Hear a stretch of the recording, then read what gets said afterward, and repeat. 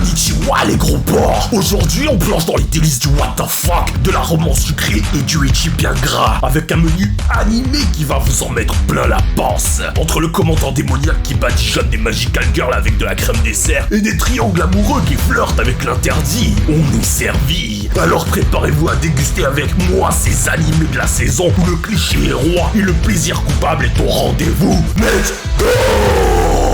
Fairy Tail Sentir Quest. Nos amis Natsu, Lucy, Erza et Grey Wendy se retrouvent à réaliser la quête de 100 ans, celle que même Gildars, le soi-disant super badass, n'a pas réussi à faire. Parce que, surprise, la grosse fraude d'Acnologia était là. C'est nul! Le but de la quête? Oh, rien de moins que d'affronter 5 dragons aussi forts que lui. Et bien sûr, ces 5 dragons se retrouvent sur un autre continent inconnu. Et qui dit nouveau continent, dit nouvelle guilde à affronter. Avec, tenez-vous bien, des Dragon Slayer nouvelle génération qui bouffent littéralement des dragons. Sérieusement, à quand les Dragon Slayer qui baissent des dragons, histoire d'avoir des enfants de jurons? C'est vraiment, mais vraiment un scénario à la Fairy Tail, plein de contradictions, des épisodes en dents de scie, et bien sûr, du cul! Mais bon, on pardonne toujours à Fairy Tail, l'anime au plaisir coupable, n'est-ce pas? Ah, et j'allais oublier, y a aussi une meuf dangereuse que Jelal recherche. C'est une sorte de zélef, mais blanc, raciste et bipolaire, qui veut whitewasher la planète, parce qu'elle aime pas les gens pas très clairs. Du coup, voilà une petite péripétie en parallèle, histoire de ne pas oublier ce que font les autres membres de la guilde, comme Gajil, notre inspecteur en herbe qui, oh, surprise, trompe sa femme enceinte avec Jubia. Charmant, non? Power of God saison 2. Alors cette saison 2 nous lâche comme ça sans aucune explication après une fin de saison pleine de trahison. Super, hein? On comprend que Bam, notre héros principal, est toujours déterminé à grimper en haut de la tour. Mais ce cher Bam, tout taciturne qu'il est, ne nous donne absolument aucune info sur ce qu'il fabrique. On bat les couilles, frère. Oh non, c'est plutôt les personnages secondaires qui viennent nous expliquer qu'il fait partie d'un groupe façon Akatsuki pour tuer les Jihad. Et c'est tout. Voilà, pas plus. Et pour cette saison 2, oubliez tous les personnages de la saison précédente qu'on aimait bien. Allez, poubelle. À la place, on nous balance une nouvelle liste de personnages franchement insipides. Avec un chara-design tellement basique qu'on se demande si on ne regarde pas un autre animé. Sérieusement, la direction artistique qui faisait tout le charme de la saison 1, totalement oubliée. C'est dommage, parce que ça donnait une vraie identité à l'anime. Mais là, non, on se retrouve avec quelque chose de plus classique, dirons-nous. Et notre héros, qui a un power-up sorti de nulle part, peut-être qu'on l'expliquera plus tard ou pas. Et on retrouve ses épreuves à la Hunter x Hunter version Wish. Franchement, la seule raison pour laquelle je continue de regarder cette œuvre, c'est le mystère. Le mystère de savoir pourquoi tant de gens ont aimé le webtoon, parce que pour l'instant, c'est compliqué, hein.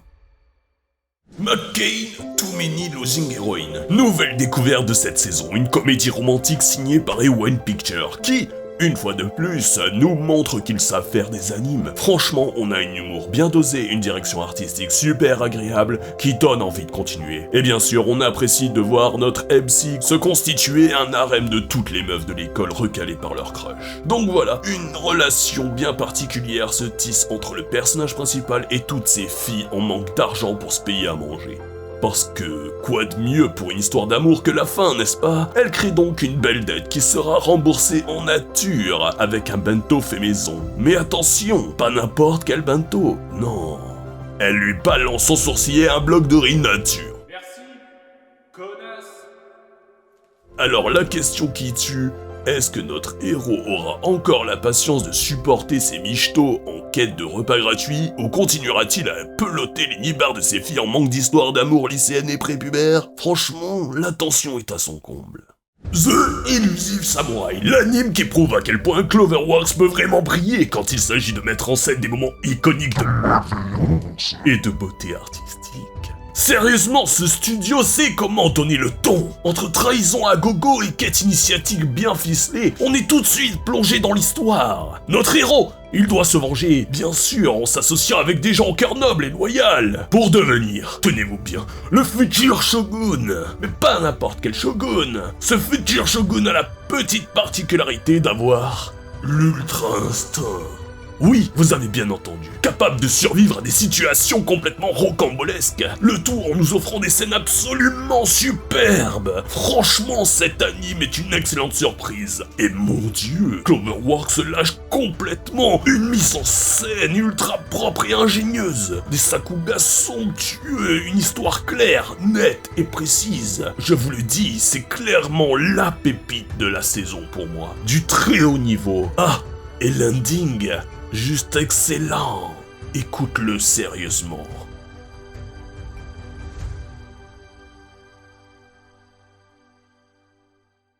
Oshinoko saison 2, on retrouve Aqua et ses amis dans un nouvel arc, cette fois-ci centré sur le théâtre. Et là, attention, ça va mettre en déroute pas mal de personnages, que ce soit en termes d'acting beaucoup plus laborieux que dans une série montée. Mais ce n'est pas tout. Cette saison 2 va aussi s'attaquer aux complications d'adapter une œuvre littéraire en pièce de théâtre. L'auteur, bien sûr, est insupportable pour tout le monde, parce qu'elle ne veut surtout pas que l'adaptation soit aussi catastrophique que celle de son mentor. Le sujet est franchement hyper intéressant. On a tous déjà vu ces adaptations qu'on adore en manga, mais une fois passées en animé, c'est la catastrophe. Voir ce problème abordé ici, c'est vraiment plaisant. J'attends énormément de la mise en scène de cette partie, elle doit être exceptionnelle, surtout avec la rivalité entre les acteurs qui va se développer dans cette saison 2. Mais, petit avis personnel, je trouve que le début de cette saison 2 est un peu lent à entrer dans le vif du sujet. Certains pourraient même s'endormir, car très verbeux pour un début. Mais je pense que c'est juste parce que je suis impatient de voir la suite, surtout le résultat de tout le travail que chaque personnage a réalisé. Oh, j'ai si hâte. Monogatari Series of and Monster Season. Quel plaisir de retrouver Monogatari. On a tout ce qu'on aime, et j'ai même l'impression que c'est encore mieux. La qualité visuelle est encore plus au top, les OST sont incroyables, et on a droit à un petit remix de l'opening de l'arc de Nadeko dans Bakemonogatari. C'est vraiment un régal de retrouver ces personnages qu'on adore. Ça rend l'œuvre encore plus précieuse. Mention spéciale à Ononoki qui introduit parfaitement l'arc de Nadeko Sangoku. Malheureusement, Monogatari n'est clairement pas noob-friendly. Tout comme les Fate avec leurs différentes productions, Monogatari se targue d'être un animé connu, mais pas vu. Heureusement, des fans ont fait le boulot en listant et en triant tout ça dans le bon ordre. Lien dans le Discord. C'est vraiment une œuvre qui mérite d'être vue, parce qu'elle a une identité propre. Quelque chose qu'aucun autre animé ne peut reproduire. C'est une œuvre de référence. Tout comme les JoJo, une œuvre unique. Je suis totalement conquis par cette adaptation. L'arc lui-même est très intéressant. On suit Nadeko qui invoque toutes ses différentes facettes pour les régler elle-même, afin de devenir la mangaka qu'elle rêve d'être. C'est un développement en perspective pour un personnage qui n'est pas forcément apprécié de tous. Mais comme dans tous les Monogatari, on va suivre chaque arc pour chaque personnage que Koyomi a rencontré, et enrichir encore plus nos personnages préférés. Mention spéciale à l'ending signé Yoasobi, qui nous offre encore un classique qu'on adore. Wistoria Wendensworn. Si je devais résumer cet anime, ce serait le classicisme à son paroxysme. Une histoire simple, limpide et cliché as fuck. Mais attention, l'exécution, elle, est aux petits oignons. Fournie par les studios Actas et Bandai Namco Pictures, franchement, cette qualité d'adaptation pourrait faire pâlir pas mal de gros shonen actuels. Je ne vous cache pas que la simplicité de cette œuvre et cette qualité d'adaptation me tiennent accroché. Même si, soyons honnêtes, c'est un peu trop cliché à mon goût. On a quoi ici? Un mec considéré comme une sous-merde parce qu'il manque de magie dans une école, un monde dominé par la magie, où la discrimination est monnaie courante. Évidemment, on a aussi le cliché de la Battle Academy avec ses persos imbus de eux-mêmes, qui bullient les déficients. Bref, en espérant qu'on se détache assez rapidement de ces clichés redondants qui raviront sûrement les nouveaux venus. Et puis, il y a le flot titanesque de certains personnages, j'espère qu'ils ne nous décevront pas à l'avenir. Ah, et au fait, il y a ce mec-là, Hayashi Yuki. Je sais pas si vous connaissez ses musiques, c'est le compositeur derrière IQ et My Hero Academia. Donc, ouais, juste ça, pas grand-chose, quoi. Mayonaka Punch. Voilà un animé comique qui plonge tête la première dans l'univers de YouTube et ses dérives à la recherche du buzz, en utilisant des concepts aussi stupides les uns que les autres. L'histoire, une fille membre d'un groupe de YouTubeurs se fait jarter en plein live et décide de repartir de zéro avec sa propre chaîne. Son objectif, atteindre le 1 million d'abonnés. Mais elle ne compte pas le faire toute seule. Non, non, elle s'associe avec Des vampires! Oui, vous avez bien entendu. Et le meilleur dans tout ça, c'est qu'il filme ces êtres surnaturels sans problème et balance tout ça sur Internet. Pas de soucis, une meuf qui vole bien au-dessus de la ville. C'est juste des super effets spéciaux, hein. Rien d'anormal, c'est YouTube de nos jours. Bien sûr, après avoir révélé leurs secrets au grand public, il faut tout supprimer, effacer toute preuve et recommencer avec des concepts et des codes bien connus de la plateforme. Alors pourquoi pas un live dégustation? Un petit live Koh-Lanta. Bref, tout ce qui marche bien sur YouTube. L'œuvre en elle-même maîtrise plutôt bien le sujet et arrive à le rendre assez marrant pour qu'on ait envie de continuer à regarder. La qualité d'animation est vraiment correcte, donc pourquoi pas continuer? The Café Terrace Indigo des 6 saison 2. Alors là, si t'aimes le cul, t'es servi mon gars. Pour cette saison 2, on double la dose avec pas moins de 5 nouvelles waifus aux grosses mamelles, venues des 4 coins du pays et même du Brésil. Franchement, qui pourrait dire non? Nos vaches laitières d'origine vont se retrouver face à ces Dark Maids et la concurrence va être extrêmement dur. Ça va être tendu pour notre héros, au point qu'il en aura certainement des crampes, que seuls ses waifus les plus fidèles lui tireront avec sa grosse bite. Et c'est pas moi qui le dis. Franchement, j'aime bien cet anime. Il reste rafraîchissant, comme une belle vue sur une petite terrasse devant la plage, avec une légère brise qui régale les yeux et les narines. J'adore l'aspect licencieux de l'anime, qui rebat les cartes du harem à chaque fois. Chaque meuf n'hésite pas à employer des stratégies plus causées, pour enfin récupérer sa semence divine, et ainsi perpétuer le grand désir de leur grand-mère. Un régal, je te dis. My dear friend Nokotan, le voilà l'anime du what the fuck aléatoire qu'il nous fallait. Imaginez une propagande pour la ville de Nara, qui utilise ses serres pour réaliser des meurtres dans une école japonaise. Oui, comme un boss d'Elden Ring sous cocaïne lyophilisée. L'anime essaye avec ses références monstrueuses de nous faire rire. Les revanchards de Tokyo.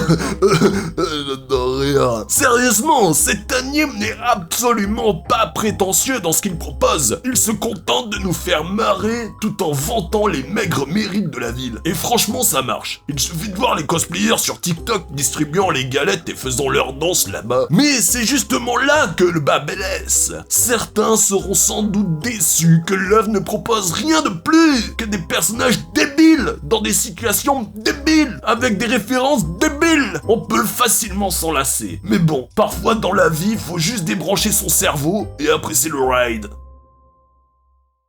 Alias Sometimes I Dare Feelings in Russia. La romance de la saison. Oh mon dieu, on y est. Alors on a un mec qui a appris le russe, et devinez quoi? Il se retrouve à côté d'une meuf qui est russe. Et là, elle se lâche en russe. Et lui, tout innocent, se dit non, mais en vrai elle me veut pas, elle a pas envie de goûter aux délices nippons, pas possible. Bref, une comédie romantique classique où la meuf tombe amoureuse d'un gros naze. Mais attendez, c'est pas tout, il y a un triangle amoureux sous-jacent avec la sœur de la russe, qui elle aussi a un petit crush sur lui, parce qu'à l'époque c'était son ami d'enfance qui lui a appris le russe. OMG. Allez, ciao l'ami d'enfance, t'as perdu d'avance. Mais attention, plot twist, le héros a une sœur des plus perverse. Elle sort tout droit de Kiss. Elle a trop faim de son frère. Elle veut goûter au terroir. Elle veut trop manger local. Elle est plus cash qu'elle ne se cache.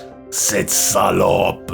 Bref, c'est la dose de ecchi incestueux spécial nippon qu'on connaît bien. Mais sérieux, cette meuf aurait du casse pour Yosuga no Sora, tellement elle veut se faire pulvériser par son frère. Que 2.5 Dimensional Séduction. Vous adorez les mangas, vous adorez les meufs, vous adorez le cosplay, et si vous avez aimé My Dress Up Darling, alors préparez-vous pour la version Eco Plus, où tout est un peu moins cher, sauf le ecchi. Là, on vous garantit que vos instincts les plus primaires seront satisfaits, jusqu'à vous rendre aussi dur que le visionnage de cet anime.